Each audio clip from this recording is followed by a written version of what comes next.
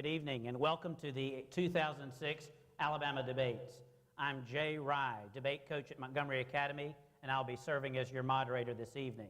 As you may know, Governor Albert Brewer was originally scheduled to serve as the moderator this evening, but due to an illness in his family, he was unable to attend. Governor Brewer and Jim Williams, the executive director of the Public Affairs Research Council of Alabama, developed the questions for tonight's debate. In addition, the Alabama Press Association solicited questions from viewers statewide through a variety of newspaper ads. Some of the questions submitted included topics like terrorism, taxes, health care. And some of these questions will be included in tonight's debate.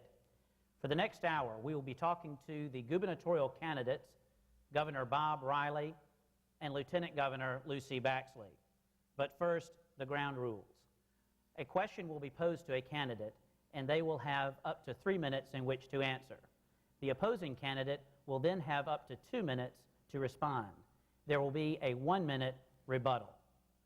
A coin toss earlier this evening determined who would receive the first question, and that question goes to Mr. Riley. And here's your question, sir. Perhaps the most important responsibility of a governor is to prepare a financial plan for state government. Let's focus on your plans for public education. Mr. Riley, what are your top goals for public education over the next 4 years? What will it cost to implement them, and where will you find the money? You have up to 3 minutes to answer. Thank you, Jay, and thank all of you for being here. I'd like to thank Leadership Alabama, the Alabama Press Association, Alabama Public Television, PARCA, and to all of you who are here tonight and all of you who are listening on television. There is nothing more important in our state today than education. I've often said, as our president does, that outside of education, there is nothing more important in the state of Alabama or any other state. It's like national defense at a federal level. If you look back over the last few years, I think you do begin to realize that we have been 48th, 49th, and 50th in education for the last 40 or 50 years. And it's because we had a model that would not allow our children to be successful. When we said that we were going to put more money into education, we did. We went from $4 billion to $6 billion in 3 years. But now we're faced with, what do we do for the next 3 years? Ladies and gentlemen, we have one of the most aggressive, the boldest plan for education I think this state has ever seen. We start with a $500 million infusion of capital with a bond issue so we can repair some of these schools that have needed it for far too long. We tried to do it last time. The legislature said no. But past that, we have to continue to put money into the classroom. The classroom is where we make a difference. If you look at the reading programs that we've started and now have in every kindergarten, first, second, and third grade, test scores are exploding. Could have happened before. If you look at our math and science program across this state, math and science scores are going up. But we have to continue to fund these programs. That is the thing that has allowed us to do things we've never done before. But there's one other thing that is critical. There has always been such a disparity between affluent schools, poor schools, geographic disparity. Ladies and gentlemen, with the technology that we have today, we can offer any child, anywhere in Alabama, the opportunity to take any class that the more affluent schools have, but we have to make it a priority. Ms. Baxley, you have up to 2 minutes to respond. Agree more that there is nothing more important in the state of Alabama than the education of our children. That is why I will state to you at the outset and emphatically that I will never support taking dollars out of education money. We have made progress, and we do have some schools that are scoring well, but we also have some schools that are facing dire needs. We have portable classrooms back. I visited a classroom where the teacher was so sad because she didn't have enough computers to teach everyone in her class to be able to read on grade level.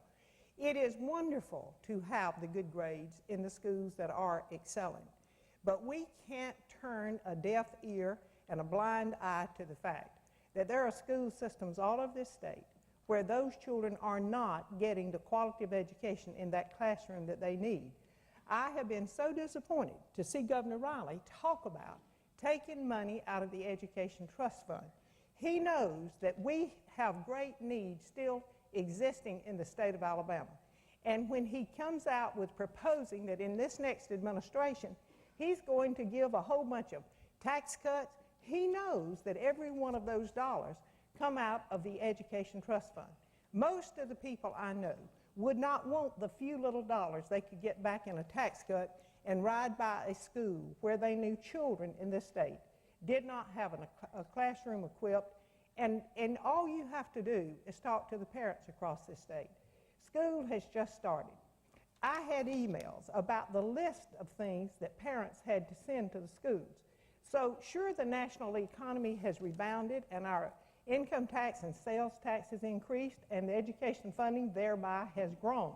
But remember, if there is a surplus word to be used at all, it just means we have more money than was used for that underfunding as we cut and cut and cut basic I'm sorry, needs. Ms. Baxley, but that's time.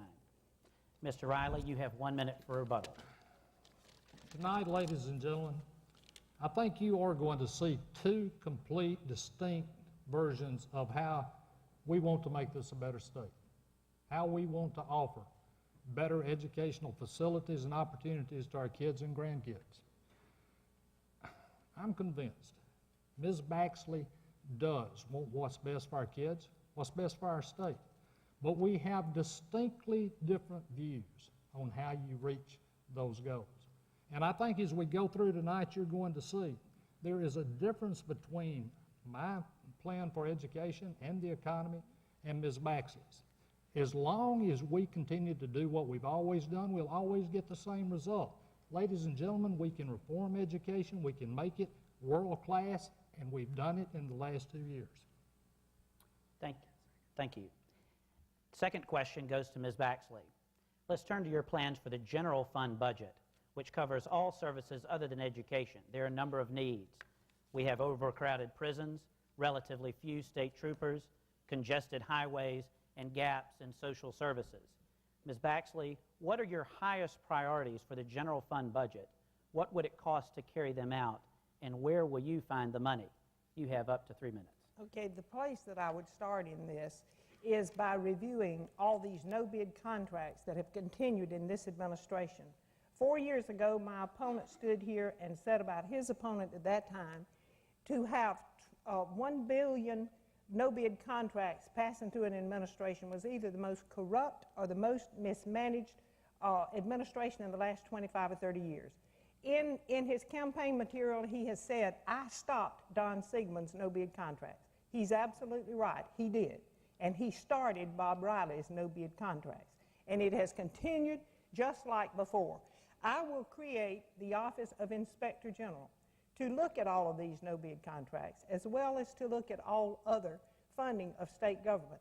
In Georgia, when they first instituted that office, they were able to recover $246 million. When he ran last time, he also stood here and said that big corporations were not paying their fair tax that was already due on tax laws on the books. He said he would hire additional auditors that could do more extensive auditing to bring in this money for the people of the state of Alabama. He didn't do that. In fact, he fired the super auditors that were capable of doing forensic auditing. All of us have read about there's a complete industry of teaching big corporations how to avoid taxes. We can't just collect from the people, the working people, where it's the easiest prey to collect the taxes from. We absolutely must go after those dollars. I will work to secure more federal funding through programs like Medicaid and close the loopholes for the big out-of-state companies. We must find a way to fund the programs that are growing tremendously in services for our senior citizens. We must see that they have a quality of life. But due to the fact that Governor Riley proposed the largest tax increase in history, and the people made it real clear that they weren't agreeable to coming after more taxes from them, we have to look for ways to find more money. When the governor talks about shifting things out of the Education Trust Fund to the general fund, that is just another way of robbing the much-needed money out of the Education Trust Fund. He cut the Medicaid when the agency said they needed $100 million extra. Prisons remain dangerous, and the public safety is far worse today. Far too much of the prison budget has been going for out-of-state contracts for prison care. That is outsourcing of jobs, and I will work to see how we can bring in more dollars for the people of the state of Alabama, because I heard them loud and clear when they said they would not vote for the tax that was proposed, the $1.2 billion tax increase he proposed as soon as he got to office. Mr. Riley, you have up to 2 minutes to respond. Ladies and gentlemen, here we go again. For the last 90 days, all you have heard from my opponent is one negative tack after the other. You know, we have 1 hour here tonight where we both can lay out a vision for what we want this state to be like, and we can show you a roadmap of how to get there. But if we continue these incessant negative attacks, the only thing we're going to do is waste an hour and not talk about the things that are important to each one of you. You have to remember, when we came into office, we were $750 million in debt. At that time, we had some of the greatest challenges this state has ever had. And if you look back, when I made you a promise that I would go out and find the best people in the United States to come in to each one of my cabinet positions, we did. And today, we not only have erased the deficit, we have more money in the general fund, we have more money in the education fund, we have a $1 billion surplus. That's what efficiency, that's what hiring good, qualified, great people to run these agencies can do. That's what I want to do. That's the way you build an economy. That's the way you build resources for all of our general fund needs. You don't do it by attacking things like no-bid contracts. If you read any paper in Alabama today, they will tell you that we probably have brought more credibility to the bidding process than any administration in history. Even the chairman of the Contract Review Committee said this governor has done more to clean up the corruption than any governor since he's been here. Now, we can spend the rest of the night talking about negative attacks, or we can talk about our vision for the future. Ms. Baxley, you have 1 minute for rebuttal. Well, Governor, I noticed you started that phrase, but here we go again. Governor Riley, you are no Ronald Reagan, so I have to call that to your attention. Oh, you did come into the office with debt, but then you talked about you have more money in the general fund than ever, and I don't hear you do a lot of talking about what is looming for the general fund in the state of Alabama. All the talk about surplus, all the talk about extra money, all the talk about tax cuts is talking about dollars out for education of our children. And the point is not, did you bring more credibility to no-bid contracts? You promised emphatically on this stage you would cut them out, and that's just one of your many promises you didn't keep. Mr. Riley, here's your question. A voter in Tallahassee and others are concerned about the tax burden on Alabama citizens. Let's focus on your proposals related to the taxes Alabamians pay. Fairness demands that low-income families and those on fixed incomes not be overtaxed. Yet income and sales taxes provide much of the state's revenue, and property taxes are a mainstay for schools and local governments. Mr. Riley, what are your proposals related to the taxes paid by individuals, and how would they affect the revenue required to fund important public services? You have up to 3 minutes. Here is a defining difference between my opponent and I. I believe that the people of this state created a surplus. We have a $1 billion surplus today because there are so many men and women out there today that are working 1 or 2 jobs. They're paying into our revenue fund, and that's the reason we have it. For us to say that they deserve no tax break, I just fundamentally think is wrong. Now, last year, For the first time in the history of this state, we passed a tax cut. Now, at that time, we didn't get everything that we wanted. We asked for a per-child exemption from $300 to $2,000. We got it moved to $1,000. We took a $4,600 threshold. We moved it to $12,000. We wanted to move it to $15,000 or $16,000. We didn't get it done primarily because we had so much opposition. We had opposition from the Senate primarily, and if I remember correctly, I do not remember one time that Ms. Baxley ever had a press conference, ever made a statement in support of giving the people of this state a tax cut. A part of our program says that we need to reward people who are working every day. And there's also another debate. Who deserves the tax cut? Well, last year, most of the discussion was about whether or not anyone who makes over $20,000 a year deserves any tax cut. I believe they do. We've got families out there today that have 1, 2, 3 children. They're trying to make their car payments. They're trying to make their home payments. They're trying to put braces on the kids' teeth. They're trying to send this child to college. And to tell them, a man and a woman that may have a combined income of $40,000 or $50,000, that they need no relief, I just think is wrong. Ms. Baxley will tell you she wants to raise minimum wage. Minimum wage will help 1% of the people in this state. Our tax cut will reward 90% of the people in this state. That is a fundamental difference.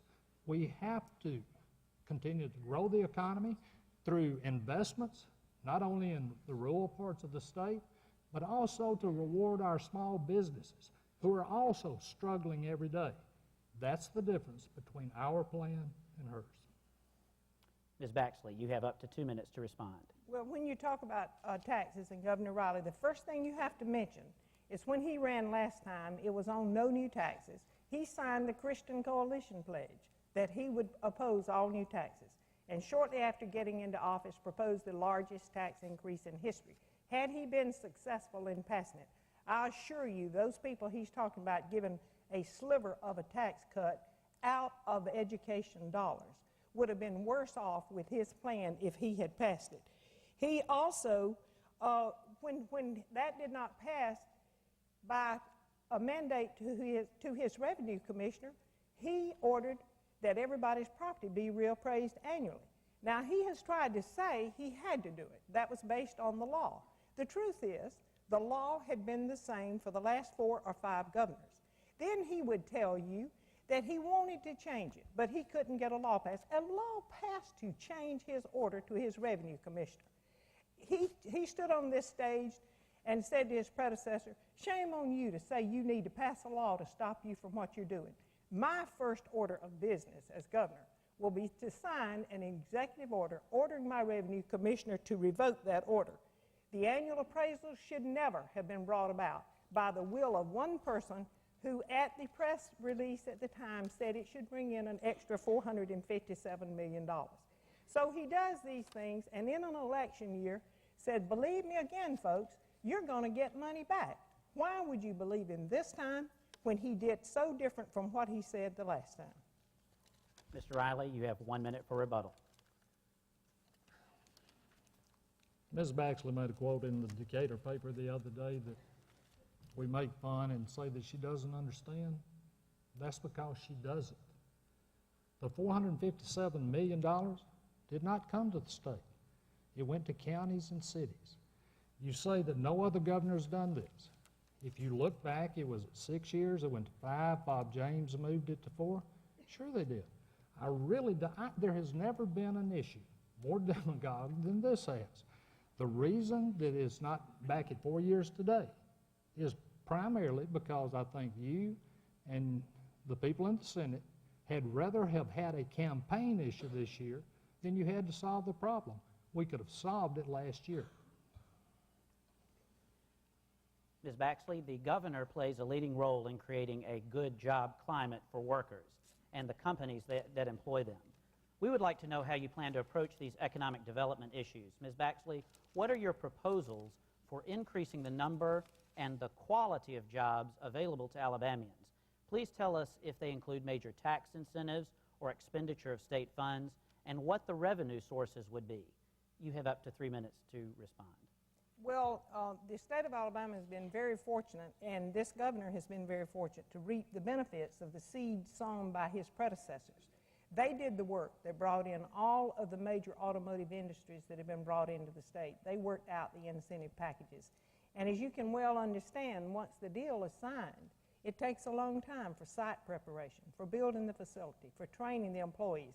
So he comes on the scene, and a lot of jobs are coming available because of the work done by his predecessors. He has not brought in a single new automotive industry. The one that he negotiated went to Georgia. The suppliers that come in to serve these automotive industries, they come in and they build their facilities and they add jobs. Just remember, it's all an outgrowth of what had been done by his predecessor. I think it's terribly important to continue to go after every kind of new industry, be it automotive, be it biotech, whatever will bring jobs into the state of Alabama, good jobs for our people. But I also think that it's really important that we work to save the jobs from the existing businesses that are already here. I visited a plant in Gadsden last week where 1,250 workers might be about to lose their jobs. It is important that we say to them, we care as much about keeping you, finding incentives, helping you to be able to stay and thrive in the state of Alabama, so that just like we do the new industries, only the governor gets to go out and make these announcements. So I think the governor might be suffering from jet lag because he has flown all over the state, announcing openings everywhere you can name, and the governor gets to do that. That's part of his job. But he has absolutely been fortunate to reap the benefits of the hard work from his predecessors. I will continue to go after every new industry we can get for the state of Alabama, and I will always work toward keeping jobs in the state of Alabama, to try to keep from having them outsourced through contracts. A lot of these contracts that are signed actually mean that the work goes outside of the state of Alabama, even offshore sometimes, and it is important that we come forward with the incentives that we can afford, that the state can come up with, to land these new industries, but also just because an existing industry is not going to make headlines across the state of Alabama doesn't mean that they should have equal or pro rata consideration. Mr. Riley, you have up to 2 minutes to respond. This is an interesting debate. If you listen to both gubernatorial candidates that are running this year, and you'll hear them in just a few minutes, both of them will tell you that they want to be the economic development lieutenant governor. Ms. Baxley has been lieutenant governor for 4 years. I never remember one phone call she made, one visit she made. I never remember her coming to my office to offer support when we're traveling all over the world. Let me tell you, ladies and gentlemen, the reason we have the best economic development system today in this country is we took another model that did not work. Let me give you an example. Before we came into office, there were 9 ADO directors in 10 years. That's our recruitment arm. When you have 9 different directors in 10 years, there's no way you can build continuity. There's no way that you're going to do anything but travel all over the world introducing yourself. We went out and found the best person in the United States, and last year he was recognized as being the best economic developer in the United States. The reason we did it is because we went out and said we're going to do exactly the same thing for existing Alabama industry that we do for Mercedes and Hyundai and Honda. And it has unleashed the economic engine in this state. That's the reason we're competing. That's the reason we have built the best economic system, not only in the South, but in the nation today. Ms. Baxley, you have 1 minute for rebuttal. Well, Governor, you mentioned that I'd never been over to your office to talk about these trips. I've never been invited. I read in the paper about outstanding citizens of this state that get invited to go on these trips and talk with these industries. And never has the Lieutenant Governor of the state of Alabama been invited to participate in any way with this administration. I think that's wrong because the Lieutenant Governor is one breath away from being governor of the state of Alabama. And I just don't make a habit of showing up somewhere I'm not invited. And the fact that he just said a few minutes ago, I don't think she understands. I do understand. I had more experience in state government than you did. For 8 years, I handled all of the state's money, all of the finances of that office, with never a hint of impropriety, and then presided over the Senate. And no, I didn't hold press conferences like you did all the time.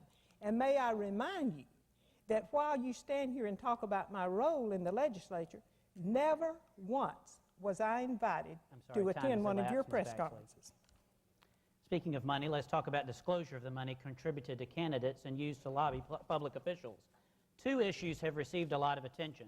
First, campaign contributions can be transferred among political action committees without reporting the sources. Second, a lobbyist can spend up to $250 per day on a legislator without reporting it. Mr. Riley, do you think PAC-to-PAC transfers and spending by lobbyists should be more fully reported? Please tell us what proposals you have on these issues and any related issues. You have up to 3 minutes, sir. First, let me say this. In the last 4 years, I never remember inviting anyone to my office to talk about economic development.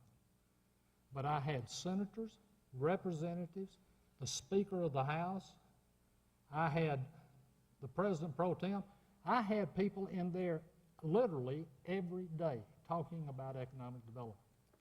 You can't just support something. You have to get out and work for it. It's not going to just come. There is no way that you're going to have an economic development model until you really take it seriously. And in the last 4 years, my opponent has not. Campaign finance reform, I hope, and if you read our plan, it's a plan called Plan 2010. It talks about where we can be in 4 years. And it goes through a myriad of different topics. It talks about doing away with PAC-to-PAC transfers. I have tried every year to do away with PAC-to-PAC transfers, and I will continue to try. In the last State of the State, I said everyone in this chamber seems to agree. Democrats, Republicans, House, Senate, why can't we do it? It's because we get it out of the House, it goes to the Senate, and they kill it. Now, we need to do it because there's one thing that we have to do. If Alabama's ever going to be everything that it can be, we have to build trust in the people of Alabama in its state government. And I think we've done a great job over the last 4 years in doing that. We have tried to make government more transparent, more open, more honest than it has ever been. Today, we're doing things that no other administration ever did because I want the people of Alabama to know where every dime of their tax money is going to be spent. But until we understand that we have to not only change the system, we have to change the mentality of the people that have controlled this system for the last 20 or 30 years. They like the system. They don't want to change the system, and that's the reason they won't. If we had had leadership in the Senate when PAC-to-PAC came over, we could have changed it this year. But again, when it gets to the Senate, when I needed an ally to pass this, the ally wasn't there. Ms. Baxley, you have up to 2 minutes to respond. Well, I certainly do think that we should end PAC-to-PAC transfer, and I think that we have read a lot in the news this past year about PAC-to-PAC transfers when we hear about Abernoff and Scanlon and the scandal in Washington about where sworn testimony and Senator McClain's testimony committee says that they talk about bringing in millions of Indian gambling dollars to work through these PACs to get to candidates. And they allege in that sworn testimony that $13 million of it came into the governor's race in Alabama to work against their competition for gaming dollars that go over to Mississippi to the Indian casinos. So yes, it needs to be cut out. And I would say that there is a lot more chance of it going on when you're dealing with no-bid contracts, where deals are cut, sweetheart deals are made, and people get business, and they don't want it to be a clear line of where the money came from. Hence, you have a lot of pack-to-pack transfers. And I don't know how you raise the millions of dollars that my opponent has raised. And look at the PACs that are shown on there. I got money from some of the PACs he did, but never as much. And he got a lot more money from PACs than I did. So should it be stopped? Absolutely. And the spending that lobbyists do on people should be cut out. I've never had to pay back any money that a lobbyist spent on me in Alabama, and never would I have to do that. So cut out all of the spending. Come down here and work for the salary, and don't expect any free handout other than your salary. Mr. Riley, you have 1 minute for rebuttal. The difference between being able to raise the amount of money that I raised and the amount that my opponent raised comes down to one thing, and that's trust and credibility and hard work. We raised less money this time than we did the last time. All I have heard for the last 60 days is the governor has so many advantages. Well, that's not always true. It's no different than when I ran against a former governor. If you look back over the last 20 years, most of the times the challenger wins.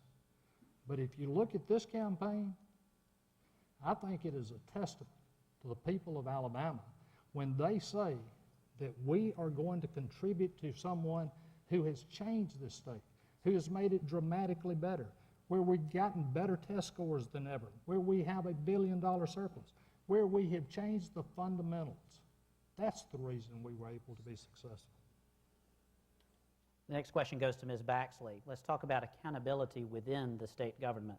Taxpayers are interested in knowing where their tax dollars are being spent and whether they're being used wisely. Ms. Baxley, what do you think are the most important issues related to improving accountability within government, and what proposals do you have to address them in the next 4 years? You have up to 3 minutes to answer. I, first of all, think that my proposal to bring forward the Office of Inspector General to the state of Alabama is a first start in a very positive direction to see that this happens. Of course, we have the examiners of public accounts that audits the money trail and the accounts.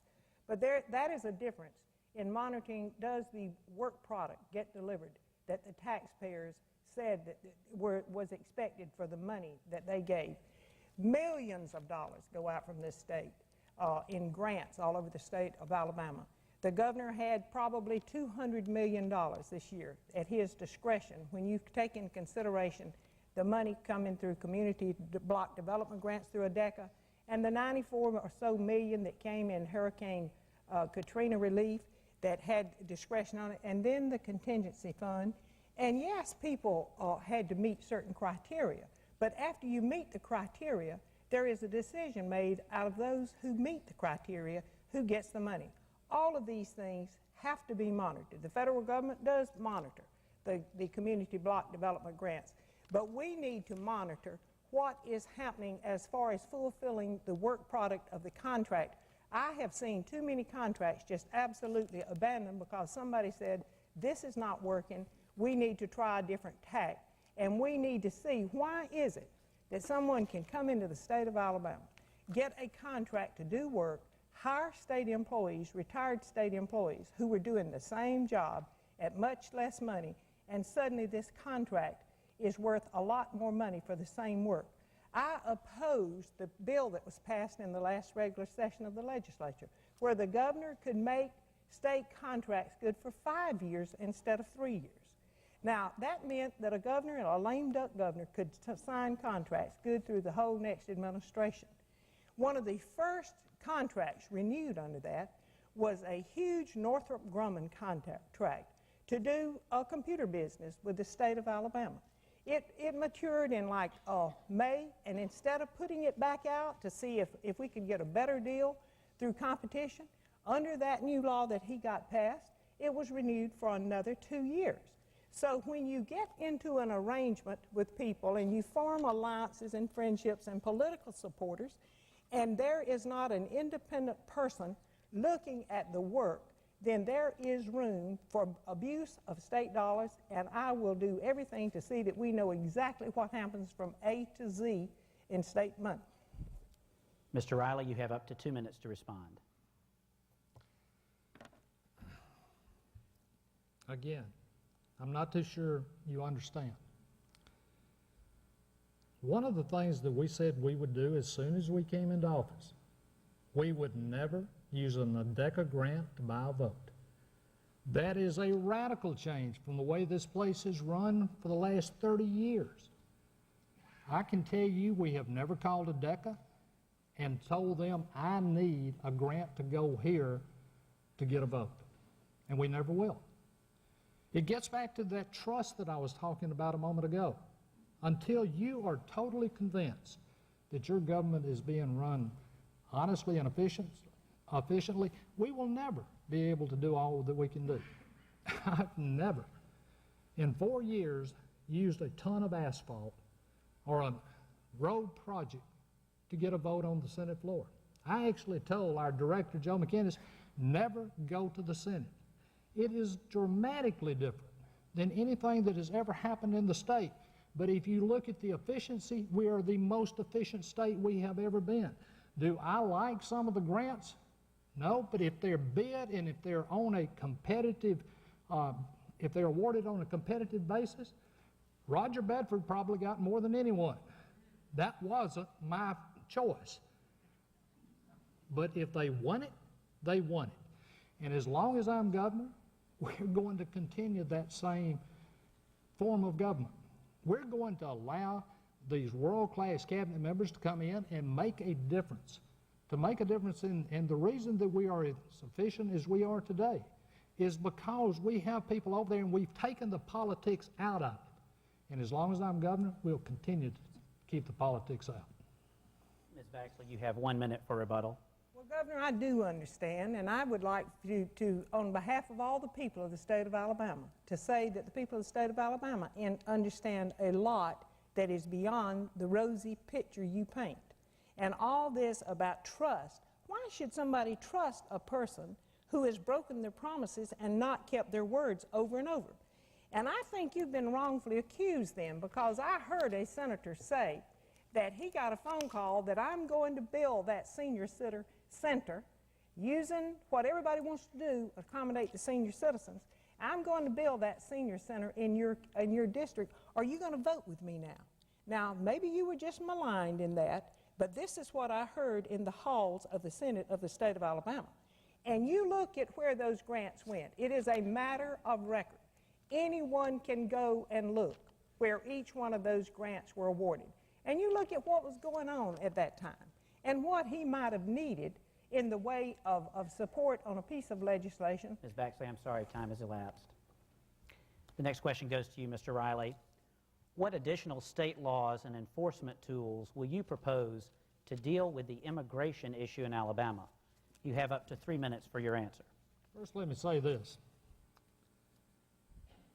I tell you the reason people will trust me is because when I told them when I came in here I'd take politics out of it, I did.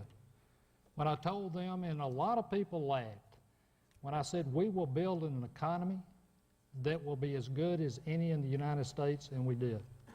When I told them that we would do more for education than any administration in history, and we did.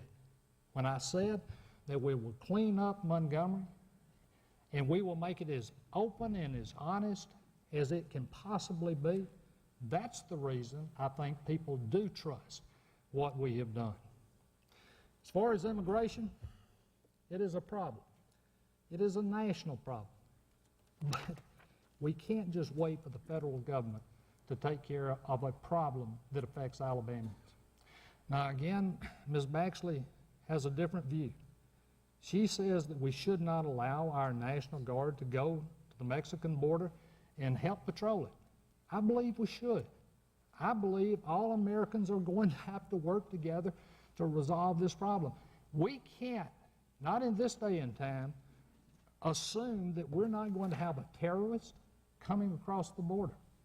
We are probably doing more in the state of Alabama today than just about any other state in the nation as far as trying to enforce what our immigration laws.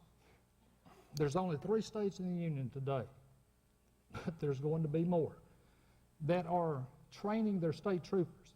So if in the course of a normal traffic stop, they find someone who's illegal, because they've gone through a 5-week course, they can now go out.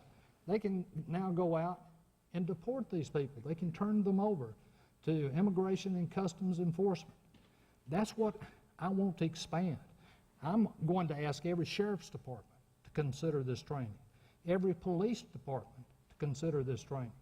This is too important for all of us not to work together. Is it a federal problem? Certainly it is. And as Senator Sessions said, we've got to shut the border down first, and then we can go out and we can begin to try to mitigate some of the problems. But in the interim, all of us have to work together. Ms. Baxley, you have up to 2 minutes to respond. The correct statement that I made about our National Guard is they're being called on far too much already. These people have families, and they are being called up for duty over and over the state of Alabama. I said the federal government should not depend on our National Guard to do this. It should be by beefing up the Border Patrol. That has to come out of Washington, and with the great ties that the governor has with the president and the vice president, to the extent they would fly down here in Air Force One and Air Force Two to campaign for him, he should have said to them, I need you to get border patrols there to patrol that border. And for the state troopers that have been called into this INS training, it's wonderful. I wish all of them had it. But it just simply means after a person is detained, they have some extra training to go beyond checking state identification or state documentation, and to check the federal documentation. Then they can make a case for the INS officers. Since this takes, as he said, 5 weeks training, 60 troopers have gone. We have an acute shortage of troopers on the highways to be called in case your children are in an accident. We can't, families all across this state can't get a driver's license taken because of the shortage in money for the Department of Public Safety. He should lean on the federal government for Border Patrol, and he shouldn't mislead the people about what a great remedy he has come up with. We have hundreds of thousands of illegal aliens in the state of Alabama. Since his program started in 2003, there have been 200 cases made and 165 deported. That is not commensurate with the cost of the time and resources of the state of Alabama. Mr. Riley, you have 1 minute for rebuttal. Ms. Baxley is right. The only way we're going to solve this problem is to expand the programs. That's the reason I hope every sheriff's department, every police department, I hope that every state will do exactly what we're doing in Alabama. Then you get this exponential number of people out there that continues to grow where we can solve it. But if it comes down to this, Ms. Baxley, when a state trooper, before they had this training, if they stopped someone who was a felon, who was a child molester, who was a rapist, the only thing they could do is let them go. As long as I'm governor, if we stop them and we know who they are, we're going to lock them up and we're going to send them back to where they came from. Ms. Baxley, this next question is to you. One area in which the state of Alabama is #1 is in the length of our state constitution. It has over 750 amendments, more than any other state constitution. About 2/3 of the amendments are local because the Constitution restricts local initiative. Also, the Constitution still includes some old racist language. Ms. Baxley, what changes would you propose to make the Alabama Constitution a better framework for government in a 21st century? Would you favor a constitutional convention with delegates elected by the people or some other method of revision? You have up to 3 minutes to answer. Well, I think, first of all, that all of us should be ashamed of the racist language in our Constitution, and we certainly want that changed. My preference about the way we get a new Constitution is by constitutional convention. And in that convention, it is just critical that all walks of life in the state of Alabama be represented, so their views go into the mix to try to thrash out something that can be brought back and ratified by the people. When my opponent was running before, he said that he would, in 90 days, he would have a fix for the Constitution. Well, the fix that he brought about was the constitutional changes that were a part of Amendment 1, the $1.2 billion tax on the people of the state of Alabama. And of course, it failed.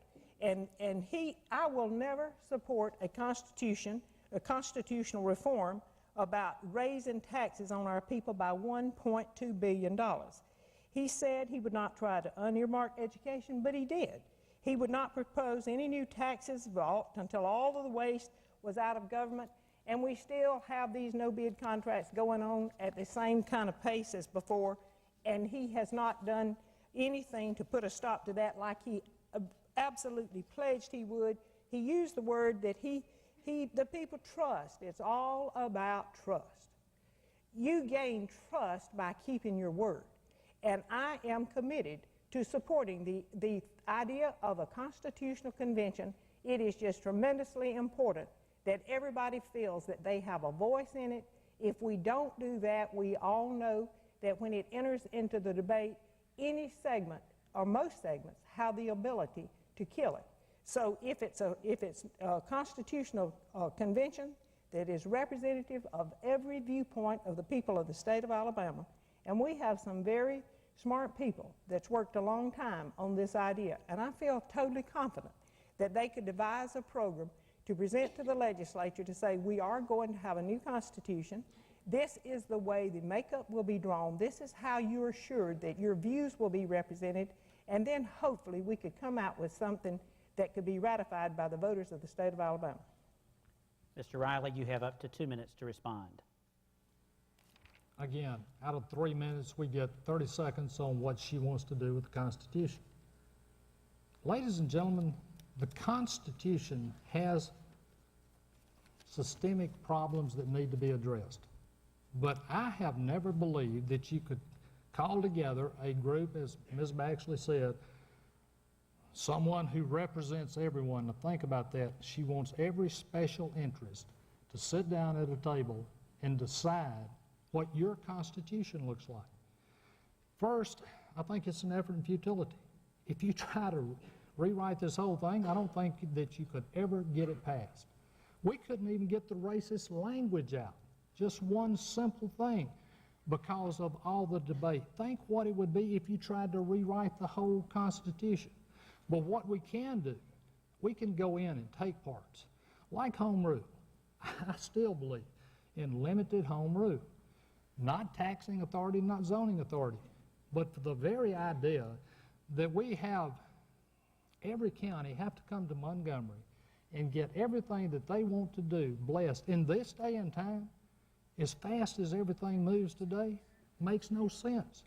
You know, we operated for a long time with this mental image that once you get elected to an office in Montgomery, God gives you some kind of wisdom you don't have back home. Let me tell you, after 4 years, that is not true. We need to do it, but we need to do it incrementally where everyone in the state understands the debate and can make a rational vote on it. Ms. Baxley, you have 1 minute for rebuttal. Well, I certainly do think it's more fair and inclusive to say that all facets of our people would be represented in the deliberations in a convention. I think that is more fair than doing, as he did, appointing, having the governor appoint the people who would sit down and decide what to write. No wonder people feel like some people behind closed doors decided about my life and what was going to happen to me. So I think that it is terribly important that all facets of our state be represented. They will make their voices heard before it can be passed. So why do we go through this system over and over of acting like we're going to devise something and you don't worry, but we don't have to let you know what it is and then have it voted down? Thank you.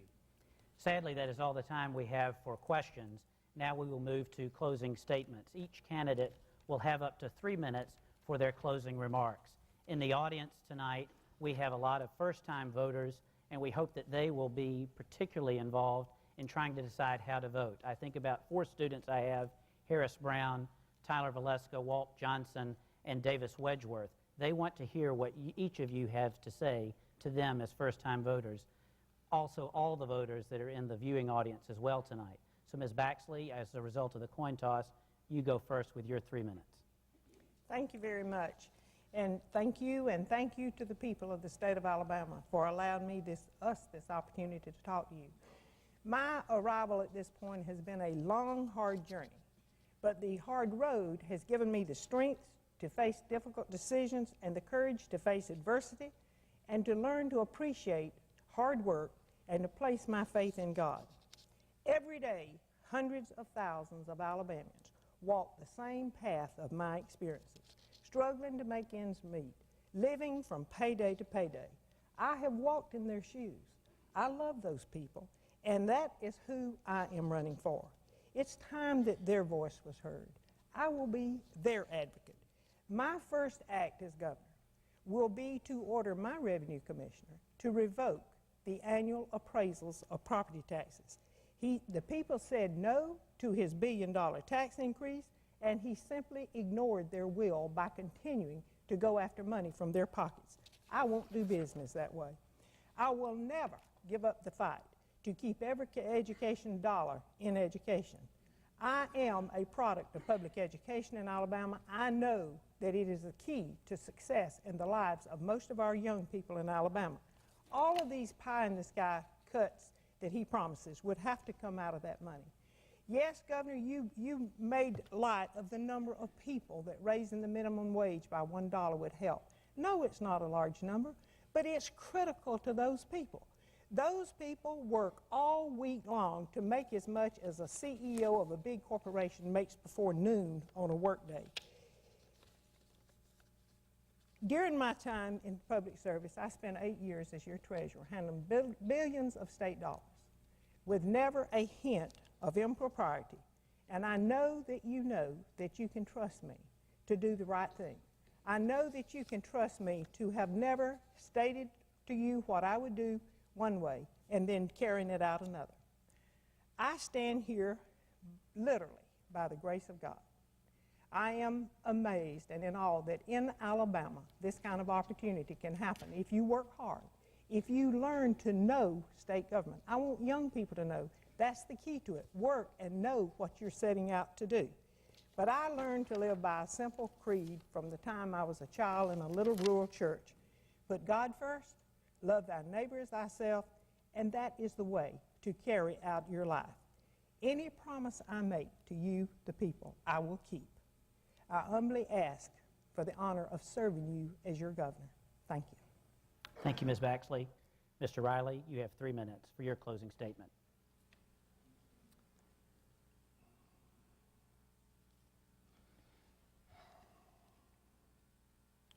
Ladies and gentlemen,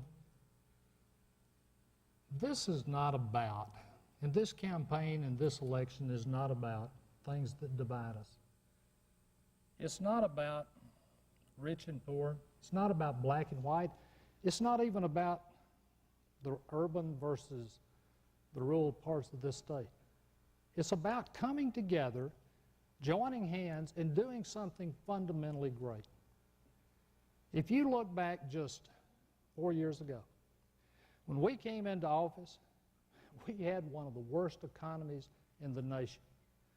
We set out a new economic model, and today we lead the nation in job creation and job growth. If you look at the economic model today, there's no reason we can't lead this nation for a generation, but we have to do it together. If you look back to education, for all of my life, we've always been 48th, 49th, and 50th. We've reformed education. We put more money in it than has ever been put in it before. And today our kids are competing in a way that they never could have. It's about deciding how great we want to be. And if you look at ethics, you tell me the last time you remember an administration that went 4 years without any hint of corruption. That's the way you restore trust. We have come so far in the last 4 years, but we still have a long way to go. We wrote a book, and I hope everyone will go to the website and look at it, called A Plan 2010. It not only tells you about a vision for this state, it tells you specifically, step by step, how we accomplish these goals. That's the difference between these campaigns. We have the ability today to do things that we have never been able to do, but we have to do it together. You know, there's a word that I think sums up the people in this state. It is what makes us unique. It defines us, and that word is courage. After the hurricanes came through Mobile, I went down and talked to the people there. I didn't see anxiety in their eyes or on their faces. I saw courage. When I went to visit the churches that burned, I didn't see anger, I saw courage. When I see a National Guardsman go off to war, I don't see fear, I see courage. Now it's up to us to have collectively combined courage to pull all of these diverse groups together and make Alabama everything that it can be. The choice is yours. You'll make it in a few weeks.